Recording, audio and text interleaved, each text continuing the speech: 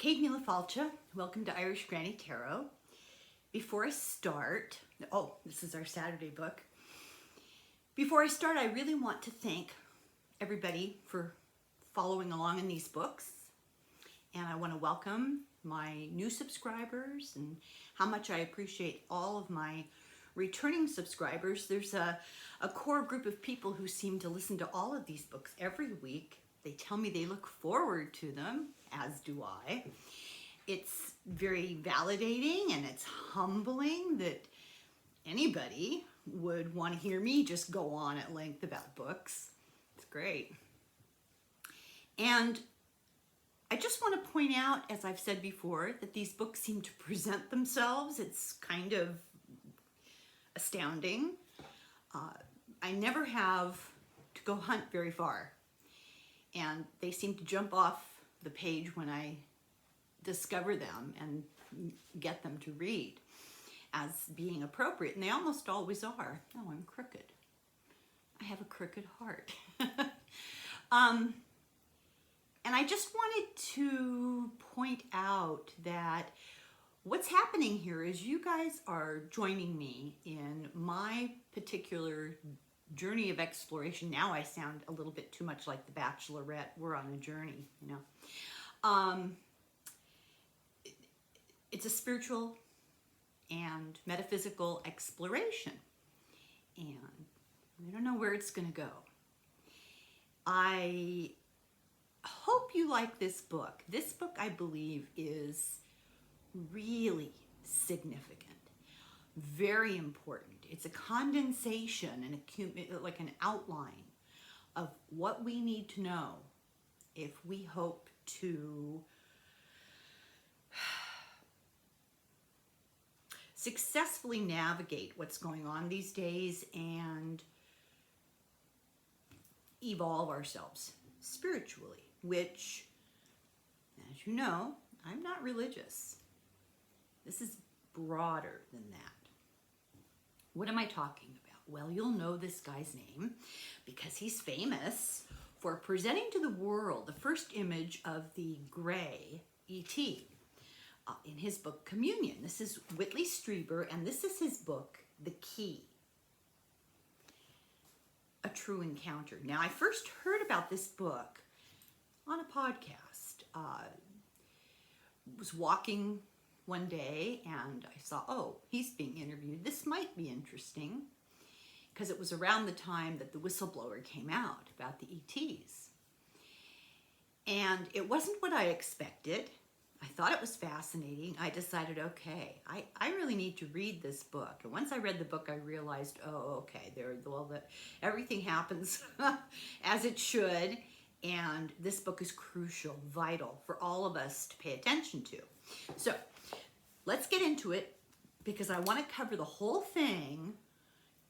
However many videos it takes, I want to get them done today, because tomorrow, Denise Siegel and I are going to parse this book for everybody. Now, Denise is going to explain it to me, and you get to listen. So, this is The Key by Whitley Strieber, video number 1. This is A True Encounter, and the introduction is called Meeting the Master of the Key. This was written in, well, the manuscript for it was put together in 2001, and he published it officially in this version in 2011. But this happened June 6, 1998. He calls it a new phase beginning. So at 2:30 in the morning, he had an extraordinary conversation that was life-changing for him, and he believes significant for all of us. He spent a half an hour with a man, very ordinary man, that he refers to as the master of the key. And I'll just call him the master because it's hard to keep describing him. He's difficult to describe. This conversation began in an odd way, and it didn't last terribly long, but Strieber said that the man had transformative words, and he suggested to Strieber that it would be valuable to make use of the master's ideas, and that he wasn't seeking followers or devotees. He just believed that Strieber, I always say it wrong, Strieber would be open to the whole idea. So Strieber was on a book tour for Communion, the book Communion. No, I'm sorry, the book Confirmation, which came after Communion. And he was in a hotel in Toronto, in Canada, and he was exhausted because this is the end of the tour. And he ordered room service late at night, got his dinner, ate it, and eventually there was a knock on the door, which he thought was strange because, as I said, it was 2:30 in the morning. And then he thought, oh, the waiter must be coming back to get the dishes because they're cleaning everything up in the middle of the night. So he opened the door, which if you're a woman, you know you would never do that in a hotel, right? So he opened the door, and this man just sort of walked in past him, not aggressively, but just came in, walked across the room, and stood by the window. And this man is very ordinary, wasn't the waiter. And he started to talk to Strieber. And at first, it's funny to hear Strieber talk about it on this interview that he did, because he was like, oh, first I thought it was the waiter, and then I thought, oh my God, it's a fan, a lunatic fan, you know. So he thought, oh my God, it's after midnight. I got to get this guy out. He's too pushy. He was too brazen to walk in. I got to get rid of him. And the man turned to him. Now, he was an ordinary, average, slight, older man. And he said to him, mankind is in chains. Mankind is in chains because a couple died in the Holocaust.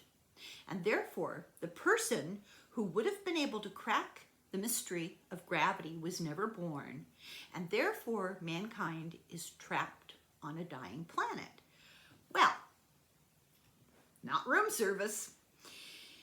So Strieber at first wanted to get rid of him, and then was intrigued and realized the guy didn't feel threatening. His appearance was sort of unexpected, but he seemed very innocuous, and those words grabbed him, and he started taking notes, and he listened to this guy. And it was 2 years before he decided to even write any of this down, and then he published it privately. It took so long because he wanted to get confirmation from this guy, the master, and was never able to find him. The morning after, he realized, oh, I should have made more of an effort. This guy's going to be really hard to find. And he was puzzled with himself because this master left without Strieber getting any kind of other information from him. And then Strieber suddenly fell into a very deep sleep.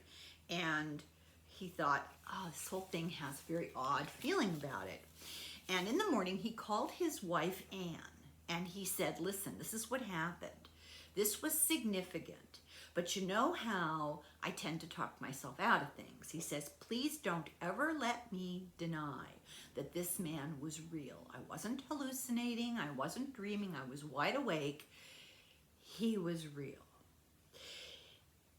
His publicist he contacted, and he explained, and he said, is this some kind of fan? Is this some kind of person who's been problematic, or do you recognize his description? No. And he went down and asked the hotel clerks, if they'd told this guy at the desk where Strieber was, because he was sub rosa. He was not hiding, but he needed to be anonymous in public places because of who he is and what he talks about. He gets hounded a lot. So no one was supposed to give out his room number. And when he confronted the clerks, they said, we don't know what you're talking about. We don't recognize anybody of that description at that time of night. And nobody has given out your room number. It's our policy not to. So he kept hoping that eventually the master would respond, because Strieber wrote about it on his website, and he hoped that the guy would see it and respond. And eventually, he had published all this on his website, No response. But he's firm this wasn't a figment of his imagination. He said that the master, is what we're going to call him, that a lot of what he told Strieber was beyond Strieber's imagination, which, when you know what he's written, that's a mouthful. But when he checked, the things that he was able to confirm were true scientifically. And Strieber's not a big scientist, and this guy talked a lot about, big surprise, plasma physics. Strieber thought that they'd have no basis in fact, anything this guy said. Now remember, this is 98. It's before the climate situation, etc., etc. So he was tempted at first to exclude from the manuscript many of the scientific things that the guy said. But he decided to be true to the conversation. And lo and behold, years later, this is one of the things that the man told him in 1998 that wasn't developed scientifically or talked about scientifically, common and accessible to all of us until 2005. So in 1998, this master told Strieber that that gas is going to be an important component to consider in the construction of intelligent machines. Not gasoline, gas, not liquid, not solid. And nitrous oxide will carry memory, will bear memory. And Strieber's like, okay, right? So in 2005, a discovery was made that reoxidized nitrous oxide could be used, now I don't know what this means, could be used as a gate dielectric for trapping non-volatile memory. What that means is that nitrous oxide does indeed bear memory, carry memory. And we won't even go into the science of it because that's not the point of this conversation today. But that's something you can look up if you want. A gate dielectric, nitrous oxide. And the guy also told him, and I just decided to read it from the book because it was too confusing to even synopsize. Also, you may find ways of using superposition in very fast, very available, very able quantum memory chips. In 2010, yet another use of gas as a memory medium was announced, and this time it has been connected with this last statement the man made about superposition. It seems that high-density, ultra-cold atomic gases have been found to be promising medium for the storage of individual photons in quantum memory applications. Of course. So, Strieber hopes that this man will come forward, and in this book and in what he's put on his website, he has held back identifiers so that he knows he's talking to the same guy. He asked him about intelligent machines and society, and the guy told him that that we needed them. Now this is part number one of what I find makes me uncomfortable, because I have this gut reaction just to the term AI. It's hard for me. So I'm on the defensive when I hear somebody talking about the benefits of highly intelligent technology. But anyway, this is what he had to say. An intelligent machine will always seek to redesign itself to become more intelligent. That's what's so scary.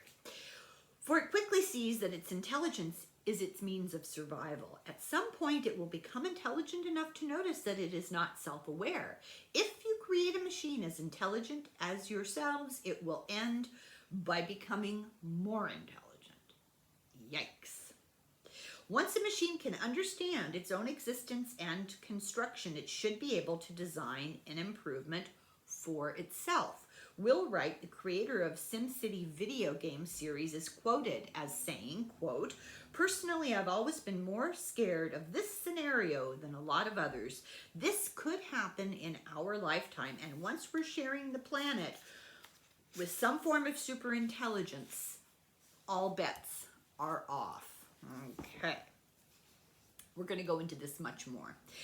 This is potentially dangerous. And in 2019, in Scientific American, that's where the SimCity guy was quoted as saying this. So you can research it if you want. Strieber asked the master, "Are you an intelligent machine?" And he said, "If I was, I would deceive you." So Strieber was able to confirm many of these incredible claims that this master made over the years. It took time, which kind of supports the notion that Strieber didn't make this up out of whole cloth, because this wasn't common public knowledge anyway in the scientific field. A little few people knew, but you know, these are discoveries, recent discoveries.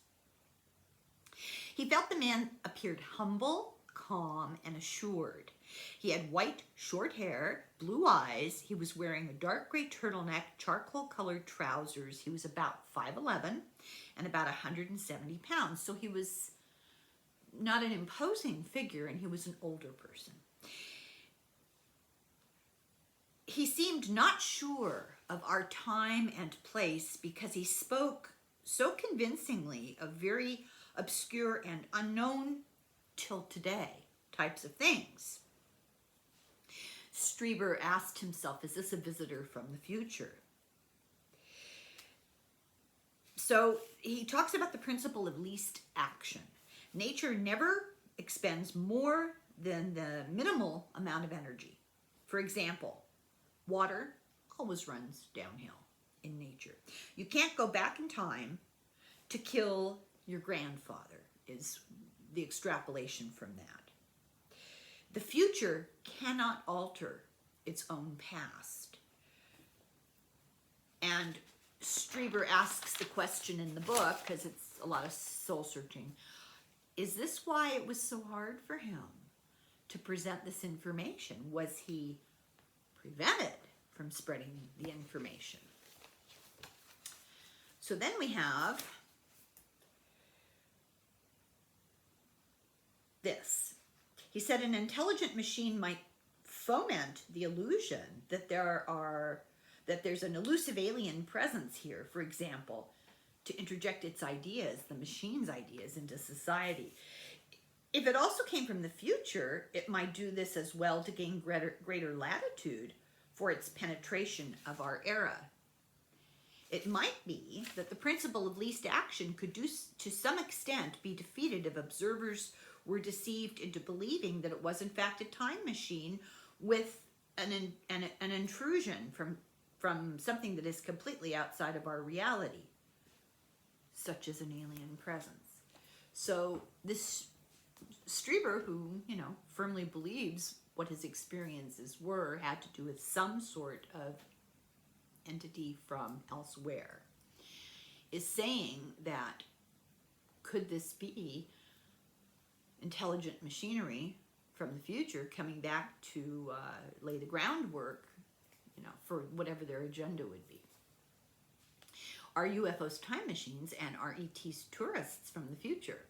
That's another possibility. So even after all of Strieber's contact, he speculates that some sort of elaborate illusion might be happening to conceal something else entirely. He doesn't know what this is. So eventually there is a huge message for all of us, and I hope you'll stick around for this, but we're watching Strieber struggle with this experience at the beginning of the book as he lays out the chronological events and how he comes to the conclusion to which he comes. He says it's a great intellectual challenge to speculate about these things, and it can be enormously frustrating because what are the answers? The master of the key told him, now that 1998, told him that climate change was caused by distortions in the atmosphere over time, and that we were reaching the breaking point and approaching a sudden catastrophe. Sorry to say, there's a lot of stuff in here that I didn't want to hear, so stick around. Misery loves company. It ends on, it provides things that we can do. So there are, I wouldn't call it solutions, but there are actions that can be taken. The next ice age will begin soon, and this will lead to the extinction of mankind, or to a massive reduction in population, given your inability to expand off the planet. This planet at present is a death trap. Now that was very frightening to hear, but don't run away. There's a whole lot more. It's not all this bad. The master predicted, now here, this blew my mind, because this is 1998, and this information was in the newspaper a couple of weeks ago. The master predicted that the North Atlantic Current would fail, and that would cause radical change over a single season. Strieber found a January 98 article in the Atlantic Monthly talking about the Great Climate Flip-Flop, which suggested in the past, studying ice cores, that it had happened before, but nobody seemed to understand the mechanism. He wrote a book called The Coming Global Superstorm, and this was made into a movie that you can watch called The Day After Tomorrow. And the mechanism of it all, the master in this conversation told Strieber. This is how this came about. Now, I want to make it clear for the purposes of YouTube that I'm not disseminating false information. I'm describing a conversation in a book. And this is what a potentially alien being or a visitor from the future or another dimension, we don't know. This was something that the author of the book was told. We're not purporting this to be true. Okay. Increases in CO2 will melt the permafrost. This will release methane into the atmosphere, increasing the temperature and leading to rapid polar ice melt. It's kind of this cycle, closed loop. And the fresh polar ice melt will pour fresh water into the ocean and will change the ocean temperature and therefore the North Atlantic Current, all the currents. That's how this purported theory works. So eventually this cycle will stop, the methane will decrease, and then there'll be a diametric and dramatic shift to cold in a very short time, a new ice age.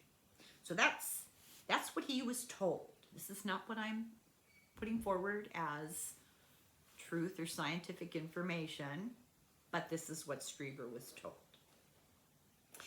And he was told the last ice age, this is exactly what happened, and it began in one season, and there were sudden changes, and that's why dinosaurs were found with food still in their mouths. In 5,200 years ago, they froze in one day. This involved forces that we don't understand, and industry, our culture, our education, the population, clueless. All of this stuff was destroyed in one season, and the first sign would be, Strieber was told, the first sign would be methane bubbles in Arctic water. And in 2010, on the East Siberian shelf, very little heed was paid to a discovery of bubbles of methane in Arctic water. Strieber knows very prominent scientists who've been helped from inexplicable contact that they've had. They can't tell the truth about this. They would lose their careers, but they're aware of this. In May of 1977, in Science magazine, this is a quote from Science magazine, ETs would stay hidden, would be here to see if we have any unique knowledge.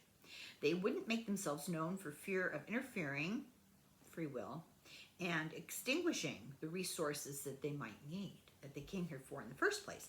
So even if the only difference was their ability to control gravity, even if that was the only difference that they have from us, that's still a huge technological gap in knowledge. They're so far advanced. So there are a number of weird things that Strieber has experienced with ETs in the past, and they continue.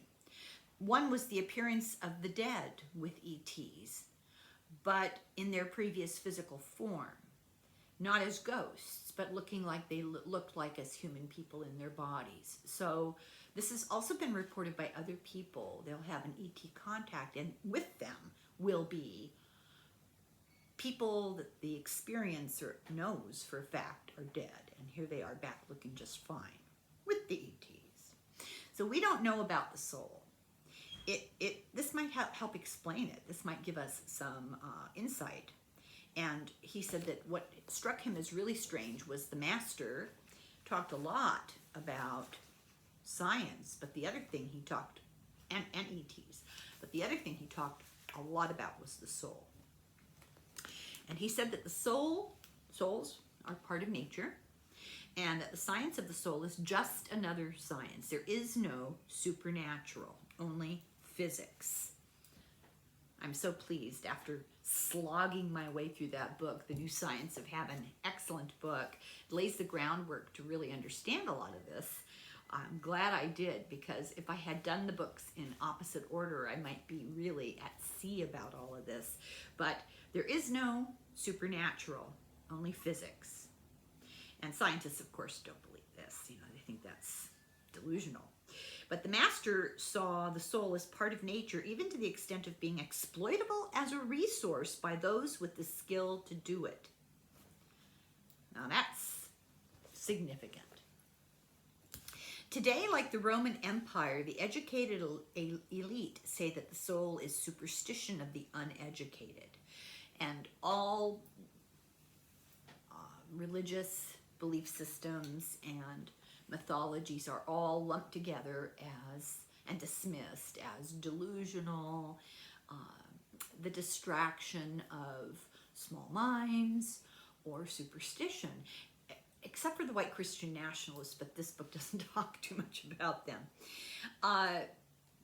The scientists don't believe any of this stuff. They think that the brain is the seat of consciousness and creates consciousness. And the master says, no. The only thing that really exists is the natural world. We understand a little bit of it, but we don't understand most of it. And he says there is no supernatural. So this is what I've been ranting and raving about for a really long time, perhaps not quite so clearly, that physics and metaphysics are meeting. We are finally coming to a point where we understand that it's all of a piece. It's just our lack of understanding that causes us to be superstitious and afraid, or extremely devoted to some sort of theology. Let me correct that, some sort of dogma, and led around by organized religions, cults, political movements. All of that stuff is the manipulation of our fear and lack of understanding. And this book is an attempt to give us some sense of how all of this stuff is not to be feared. This is how the mechanism of the larger universe works.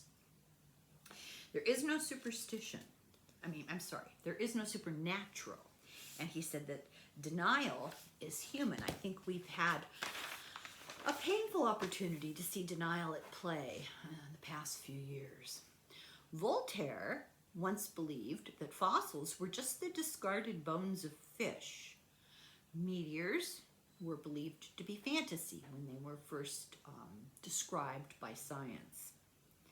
8 days before the Wright brothers' plane, the Kitty Hawk, flew, the New York Times did a big article about flight being absurd, and later, with the Scientific American, the New York Times and the Scientific American both called the whole thing a hoax, the Wright brothers.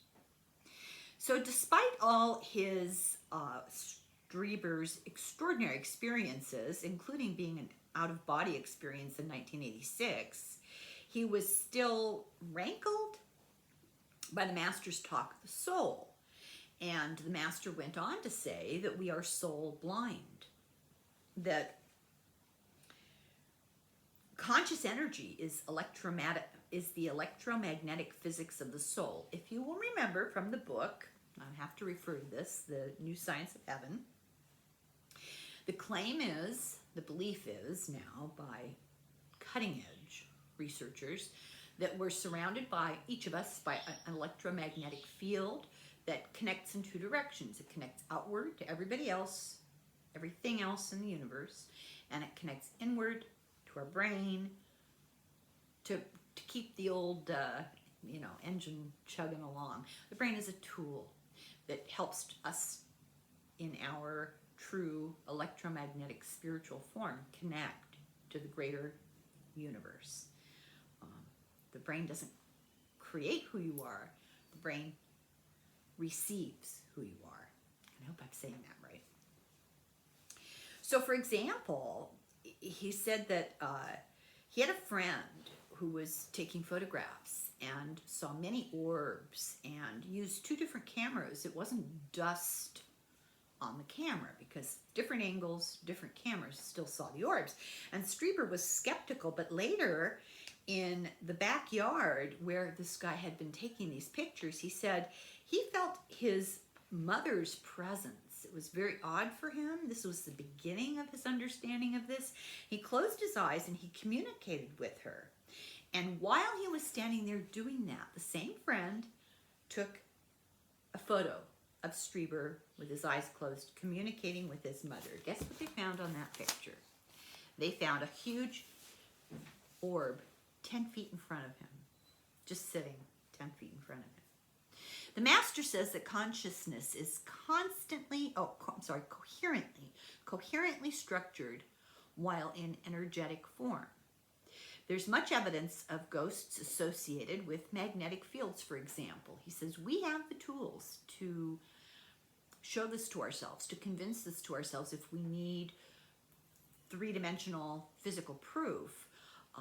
With the proper equipment, you can measure changes in the electromagnetic field when ghosts are present. And I think they do that now. They have these little boxes that, So Strieber became more aware of this, and after this experience with the orb, and he said he began to see the dead frequently and would communicate with them telepathically.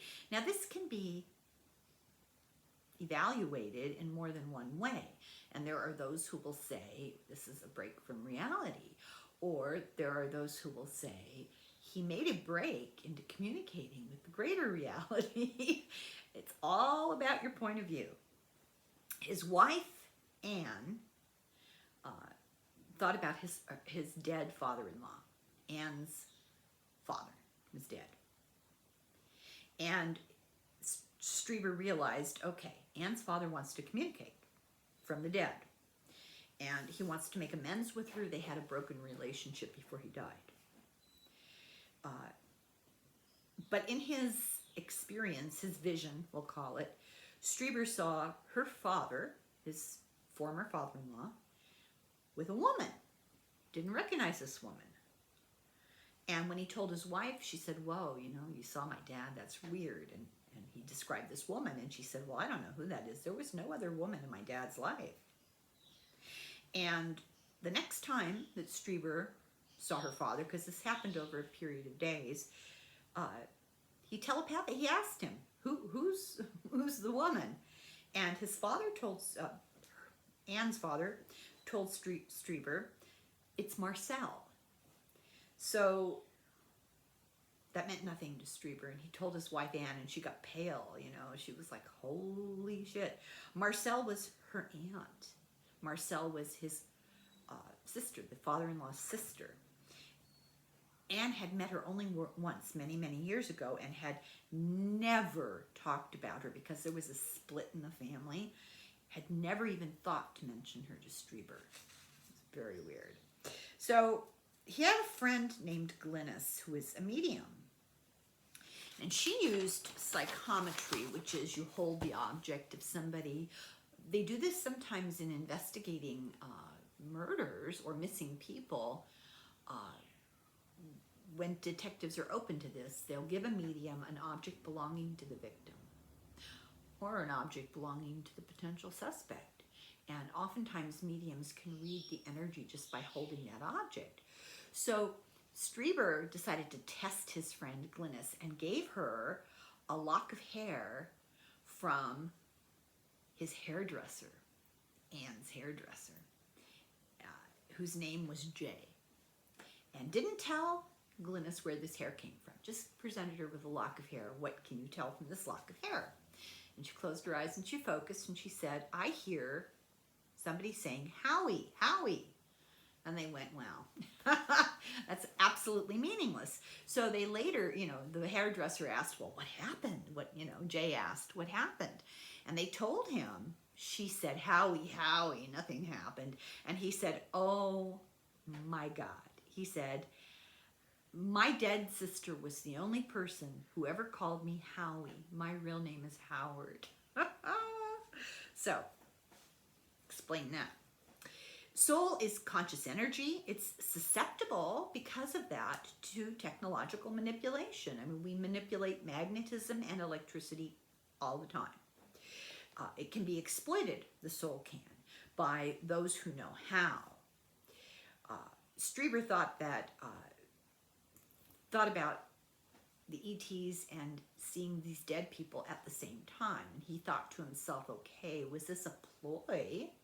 Were they manipulating the souls of people so we'd see them, so we'd be more receptive to the ET message? Lots of interesting questions.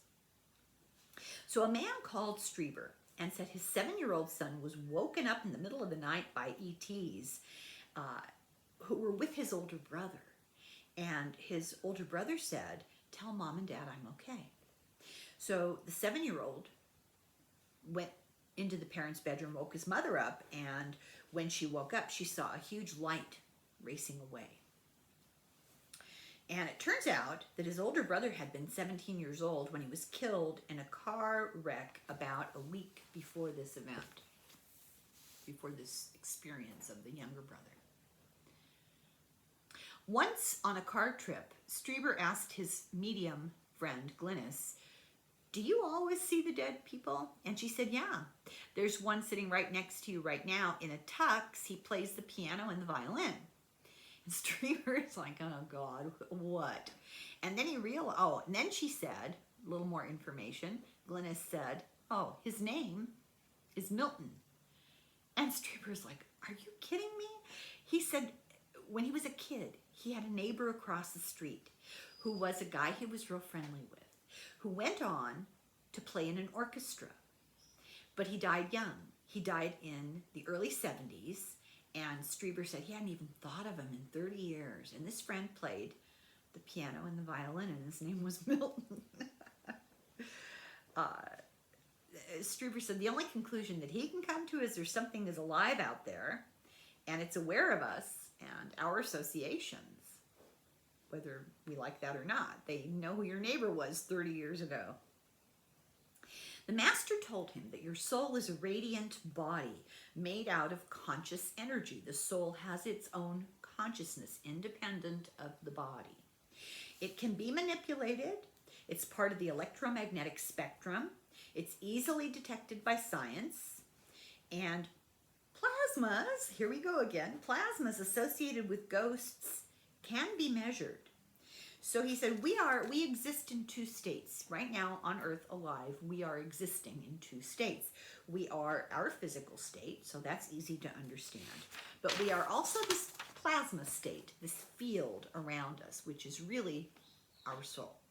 And the question Strieber asks is, could the dead help us to understand, be intermediaries? Well, I think they have been. That's just me, this little PS. So it would be revolutionary to establish reliable and repeated communication if there were some way for us to document that. And the master says, well, that we, humanity, is in a fallen world because we have no plan for ourselves. And there is no plan, no external plan for us. There's not an old man on a throne judging us and, waiting to get his hooks into us when we die. It doesn't work like that at all. That is such a simplification. We don't see the world as it is because it forces us to, if we did see the world as it was, as it really is, this would force us to face the truth of our own insufficiency. We're in severe denial. And all the noise that's going on, there's two things going on, all the noise and the environment. We have created a situation devolving with the environment because of all the noise, the gigantic distraction. But it's possible to see ourselves as we are and to begin to understand our purpose and our situation, our real reality. That's what this book is about. And the way you start doing that is you lead a moral life, and that frees us to see ourselves as we really are. Now that's, one sentence, that's easy, just do unto others. But that's, no. It's much more complicated, but at the foundation, leading a moral life. And he said that sin is just, and this is really important, sin is the denial of the right to thrive. And another way I think, which we've said before, which I think is interesting, that the worst thing you can do is to take away somebody else's free will. You're denying them the right to thrive on their own terms. All of us, and there's so many important messages in this book, it's just incredible. I'm noting things for Denise and me to talk about. It's going to be a 17-hour conversation. We are all responsible for each other, for all of us. And humility is essential for a moral life and to see the world clearly. We're really, the next sentence, I was going to say this, ego battles morality. We are really held back by our egos, and it's very hard. We're human, we're flawed. Then Strieber reports what an astronaut told him once, because he knows everybody. An astronaut I knew years ago stated the position of the scientific and intellectual communities with memorable eloquence. When I pointed out to him that he knew me well enough to know that I was not lying about my contact experiences and that they were not an outcome of some sort of disease process or delusion. The astronaut said, "I know that's probably true, but I have to tell you, I want us to be at the top of the food chain, even if we have to lie to ourselves to stay there." Think about that a minute, what that is saying. The astronaut said, "I don't want the path to Mars to be well worn. And I find that very understandable," says Strieber. "I also think that it illustrates a subtle but important danger that's inherent in opening one's eyes too wide. It's the same thing that has disempowered so many indigenous cultures when they've been exposed to Western technological civilization, which is a sense of futility and irrelevance. If the veil between the worlds should fall, the implication is strong that we're going to discover that we are a footnote in a superconscious vastness that we can hardly even begin to understand, but which is chiefly characterized by a kind of absolute knowledge that makes such things as discovery and innovation superfluous." That's a lot to digest, and I'm writing that down as something that we can talk about on Sunday. Then he talks about, and I can't believe that astronaut said that, it's just remarkable. Then Strieber is told that all souls are subject to exploitation and that not everybody has a soul. There's a thought. His communication with dead souls, he said, some seem to fade off forever, and some few are capable of real engagement. So between 1989 and 1993, he began intensive practice of meditation, which he continues to today, and he says he often communicated with the dead. In 89, he felt the presence of somebody who said, "If I can't see you, I'm leaving the room. Oh, he said to this entity. So this entity communicated with him telepathically, and he was wanting to see something physical.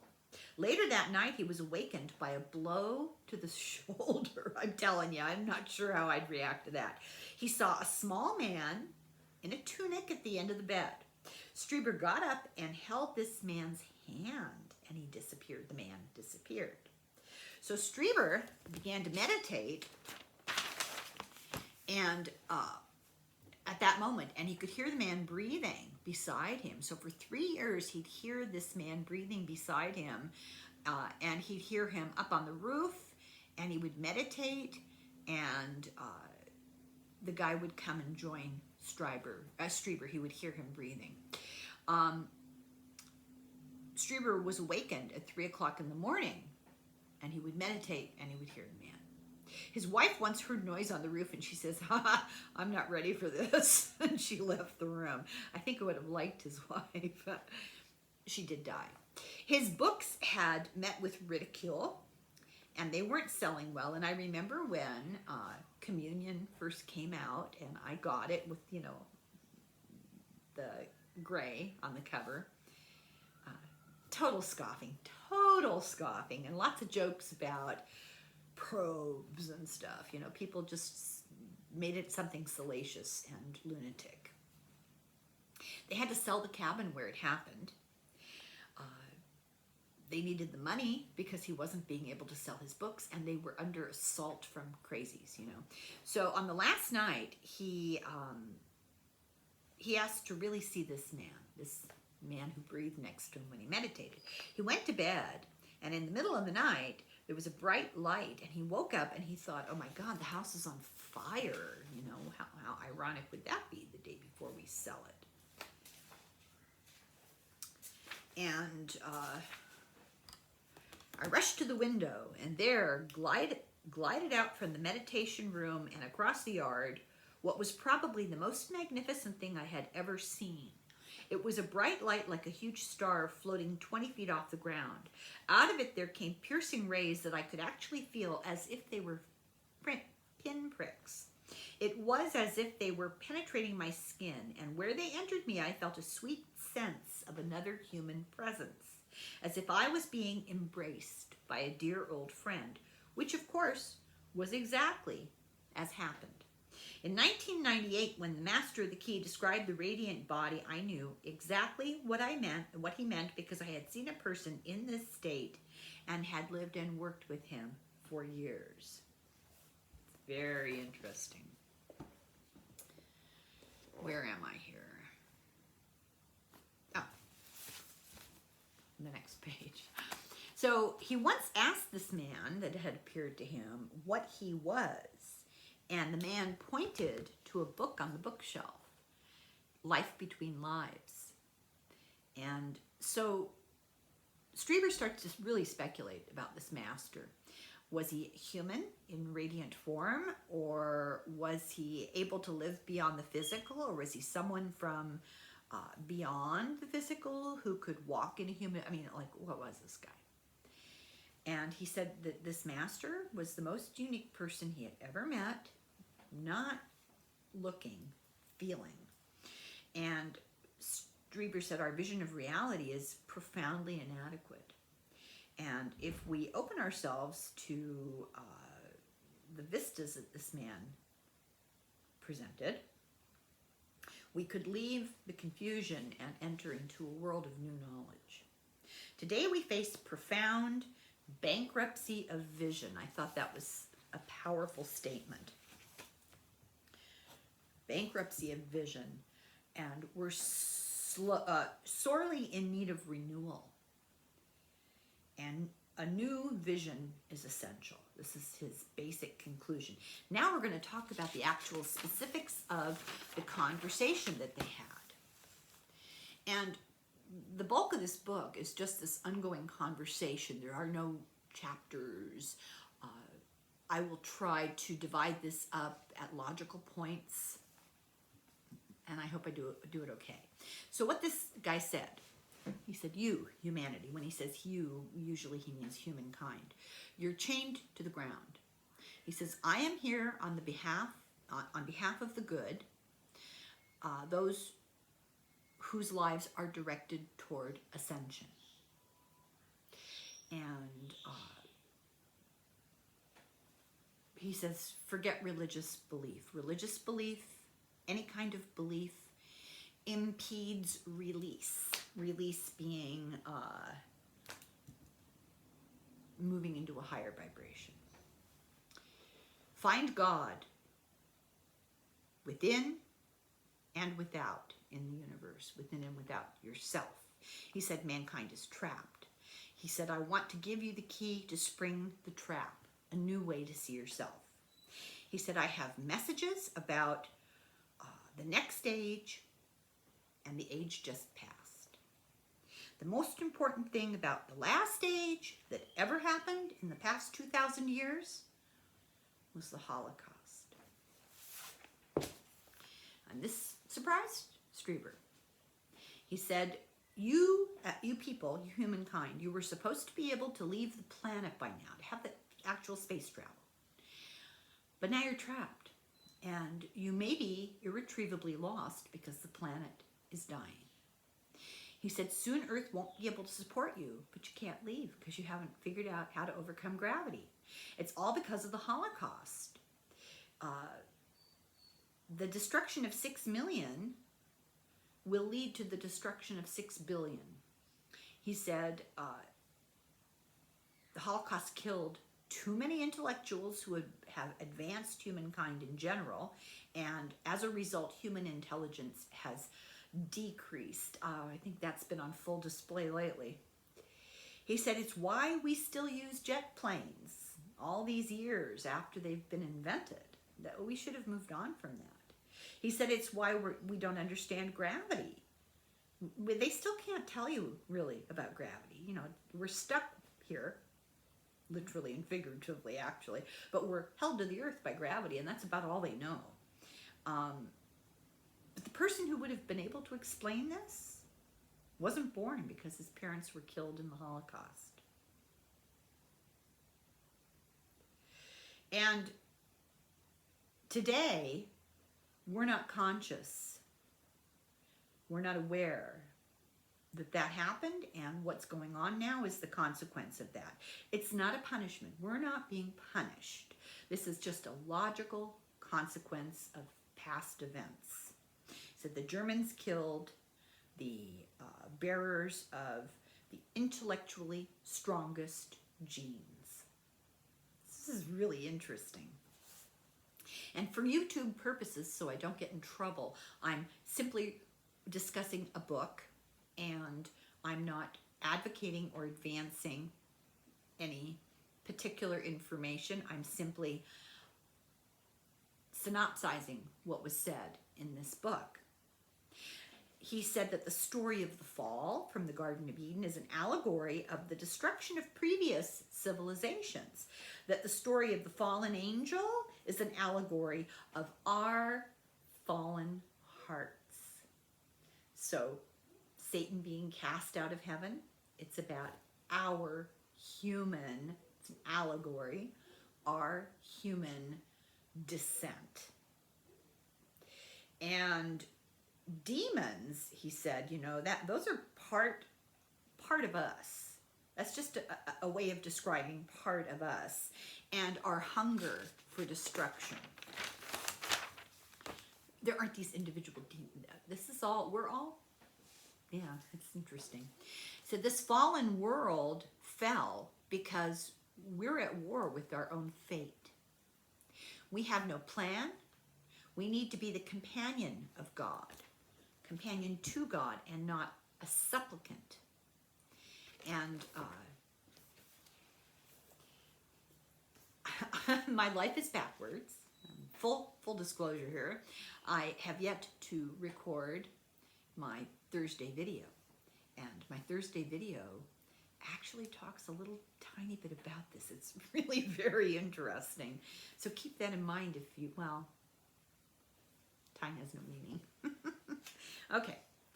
So he said, we need to be companions to God and not supplicants of God. And Strieber asks him, what is God? And the response is, an elemental body. So there are two, he defines existence, energetic bodies and elemental bodies. Energetic bodies are radiant beings. Elemental bodies are the 3D physical. So he said an elemental body is a mechanism filled with millions of nerve endings that directs the attention of God into the physical. So God is an energy that's out there, communicated to us through our nerves, our senses. And Strieber says, well, that doesn't answer my question. And the master says it did, very precisely. If you were a friend of God, you would have understood. There is a much larger world behind your backs. It is this world to which man is blind. Man is soul blind, man is God blind. And when asked, how do we change? He's told, surrender to God. And the surrender to God part was so kind of puzzling to me, and it's something I really want to talk with Denise about, but I just so happened to read about it in the thing I talk about on Thursday. And Strieber says, well, what about free will? And he's told free will is only possible in God. The will of the fallen is slavery. So he asks, how do we surrender to God? And he's told, return to the forest, otherwise you will destroy the earth and yourself. 6 billion people can't return to the forest. The forest can't possibly support us. Strieber says, the master says, I agree, it's impossible. Strieber asks, if we destroy the earth, we end up dead, so what happens to us then? And he's told, you go forth even though you aren't ready. Go forth where? He says, you go to another state of being. Your access to elemental bodies ends. So our shot at being in a 3D physical existence will be done. And you'll go to these elemental bodies. The body, he said, is from chemical elements drawn from dust and alive. And your radiant body is made of the conscious energy that imbues it. You must develop a relationship with that conscious energy. It's part of the electromagnetic spectrum, and it can be heard, it can be recorded, it can be measured, it can be photographed, if you know how. And he said that the veil between the worlds can fall. This is not supernatural. We're just cut off from the reality. And if only the natural world, souls, okay, it is only the natural world. It's not supernatural. And souls are part of nature. And we have access to all that. We need to work on it. He said the government chose a path of public denial and secret defiance when challenged by ETs. Get this. When the government was challenged by ETs. In other words, there has been communication. He said this is a path to failure. Government must change its policy to one of public admission and open defiance. Now, I thought this was interesting. Open defiance, huh? Because everybody wants to believe that this is our rescuers are coming from outer space. That's a real common belief, that they're not going to let us destroy ourselves and they're going to come and rescue us. Well, here we go. He said the government was secretly threatened by the ETs as a test, and to pass this test, we have to stand up to them, and we must be strong enough to take our own place in the universe. And this is why this cosmic test, we're going to show up, we're going to challenge you, because we're so far superior, and how you react will tell us how evolved you really are. So the government knows a lot, says this master. But the government is complex. It's not what it seems. And much is hidden from public officials. What's he talking about? Well, you know, somebody in the background pulling the strings. I'm not going to give him a name. I don't want to sound like that group that names itself after the letter of the alphabet. He says, this world is run on secrets. Official secrecy, I think this is so important, is our greatest present evil. So according to him, ETs, the whole thing, it's a culture of denial, and this culture of denial is total, and we have to break through the secrecy or be denied our place in a higher world. He said, not all people are radiant beings, but all do participate in conscious energy. To remain separate as like an individual being after death, you must be able to maintain the structure of the radiant being by the action of attention. So what he's saying, if I understand correctly, is if you want to have your individuality and a conscious awareness of who you are still after you die, your body's gone and your radiant being, your soul consciousness remains intact, you have to work on it now. And you work on it now by meditation. He said you must meditate or we will lose you when you die. Well, I tell you, that put the fear of God in me. Okay. If a being cannot self-maintain after the elemental body no longer does it automatically, it is absorbed into the flux of conscious energy. You go into the light, as it were. And Strieber asks, well, isn't this going to heaven, basically? And the master says there is an element of ecstasy, but it's not complete. And it will go on to reincarnate again, to work on it some more, basically, if I understand correctly. What does not meditate disintegrates. The more you meditate, the more you consolidate your radiant being structure. So this is why this is such an important book. I'm pretty lazy. To me, meditating is just another form of exercise, and I can try to avoid that if at all possible. You know, some of us are just inherently lazy, what can I say? But this really drove home, and before I read this book, I had already begun to try to meditate, but I would say I'm like a preschooler. And so this really was I felt like this was a message to me, and I'm hoping that this helps everybody else. I get the sense that most people who watch these videos are really, really aware of this and are already pursuing these disciplines. Well, this is your reassurance that that's the right track to take. What does not meditate disintegrates. Pay attention to energetic sensations. Be awake to yourself and your surroundings. This affects the spin of electrons. We're talking physics, darn it. We're talking physics, and the more you meditate, the more you increase your vibration. A lot of fancy New Age terminology for it, but it's very basic. It's what the entire universe is made out of. He said, the electrons in the nervous system will spin better, be faster, higher, and be aware of themselves and absorb impressions from the outside. And as the spin increases, the complexity of the radiant body forms, and therefore you will remember yourself after death. You will acquire a true aim and what you intend for your future too. This also comes from meditation. And you will join the companions of God in their journey to conscious union with one another. So the difference between being a plant or being Rembrandt is vastly complex in ways that you might not have thought about. Rembrandt was conscious, but he was a radiant being. But he was not a saint. You know, he had a reputation. He said a radiant being and a saint are not the same thing.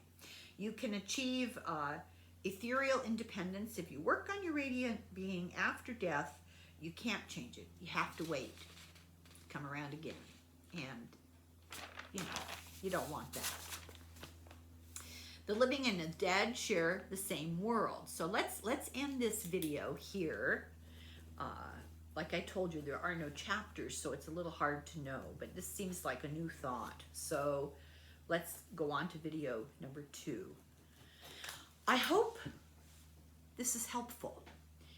This is not intended to scare everybody. I think we need to open our eyes. We are in, like he said, severe denial. It's a dissociative state that the whole planet seems to be going through. And this is a slap in the face. Wake up. This is what we can do. There are things you can do. So the first lesson is the importance, the dramatic importance of meditating and the knowledge that we're all connected. And I'll be back in a minute with video number 2. Hang on to your hats. Slung of foil.